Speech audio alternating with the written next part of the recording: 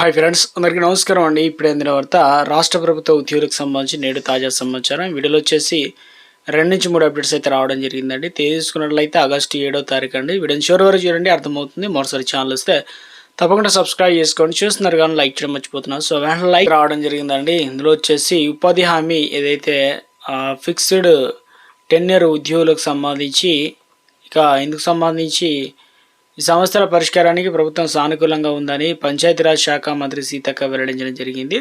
So గురువారం BRK భవన్లో సెర్ఫ్ అదేవిధంగా కార్యాలయంలో ఉపాధి హామీ ఎఫ్టీఈ జేఏసీ ప్రతినిధులతో మంత్రి సీతక్క అయితే సమావేశం అయితే నిర్వహించడం జరిగిందనమాట. దీంట్లో భాగంగా ఉద్యోగులకు పే స్కేలు అమలు, క్యాడర్ స్ట్రెంత్ ఖరారు, బదిలీల విధాన అంశాలపైన జేఏసీ ప్రతినిధులు మంత్రి దృష్టికి అయితే తీసుకురావడం జరిగిందనమాట. సో ఉద్యోగుల సమస్యలు కూడా పరిష్కరిస్తామని చెప్పేసి హామీ ఇవ్వడం జరిగిందండి. మరో అప్డేట్ అయితే రావడం జరిగిందండి.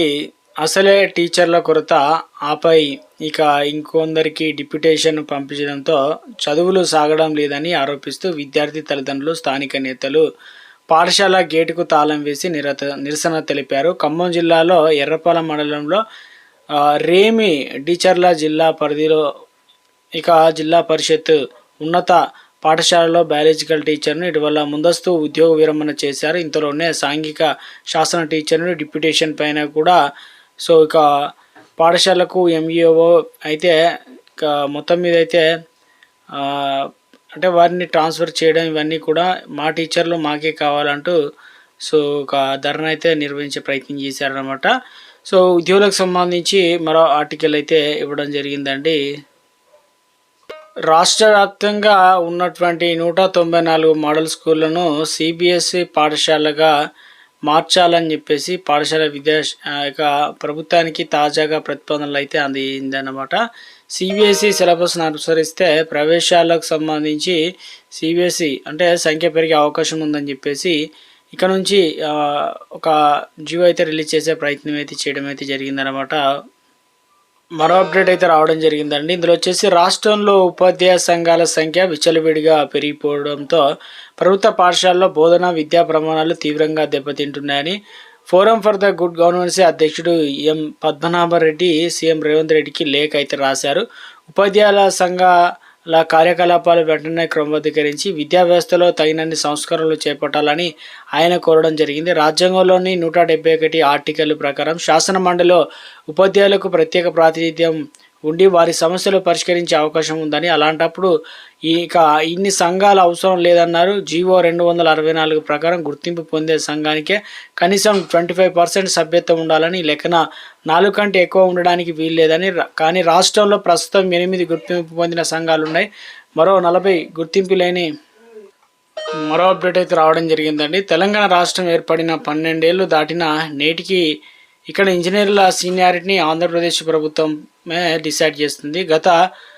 ప్రస్తుత ప్రభుత్వాలు పట్టించుకోకపోవడంతో ఉమ్మడి రాష్ట్ర ముసుగులోనే ఏపీలో కంట్రోల్ కొనసాగుతుందన్నమాట.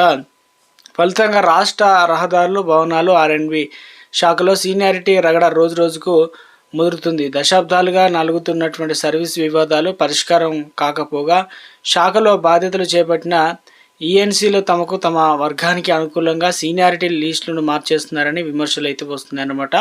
అలాగే శాఖలోని కీలక విభాగాలు కొందరు విశ్రాంత అధికారులు ఇంకా వేయడం పైన సర్వీస్ ఇంజనీర్లు తీవ్ర ఆగ్రహం అయితే వ్యక్తం చేస్తున్నారు. అధికార మార్పిడితో మారే సీనియారిటీ అన్నమాట. శాఖలో ఎవరు ఈఎన్సీ అనగా బాధ్యతలు చేపడితే వాళ్ళకు అనుకూలంగా సీనియారిటీ జాబితా రూపొందించుకుంటున్న ఆరోపణలు కూడా వస్తున్నాయి అన్నమాట.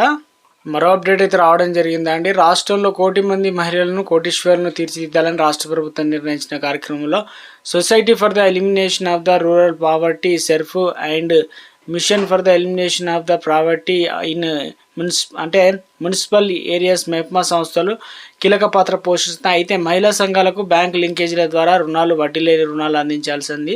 మెప్మాలో 6 సంవత్సరాలుగా ఆడిట్ నిలిచిపోయింది. అంతేకాకుండా సుమారు 630 కోట్ల వడ్డీ లేని రుణాలకు సంబంధించి లెక్కల్లో తారుమారు జరిగినట్లు ఆరోపణలు అయితే అవకతవకలు బయటకు వచ్చాయన్నమాట. మరో అప్డేట్ అయితే రావడం జరిగిందండి. ఇందులో భాగంగా చూసుకున్నట్లయితే మంత్రులకు సంబంధించి మంత్రులు అయితే మాకేంటి అంటూ అమత్యుల మాట వినని సెక్రటరీ. ఇందులో భాగంగానే నోట మాట పెడచెవిన రాతలన్నీ పెండింగ్‌లో. పదే పదే అడిగితేనే ఫైల్స్ క్లియరెన్స్ లేదంటే కొర్రీలు. తమకు కావాల్సిన ఫైల్స్ మాత్రం క్షణాల్లో క్లియరెన్స్.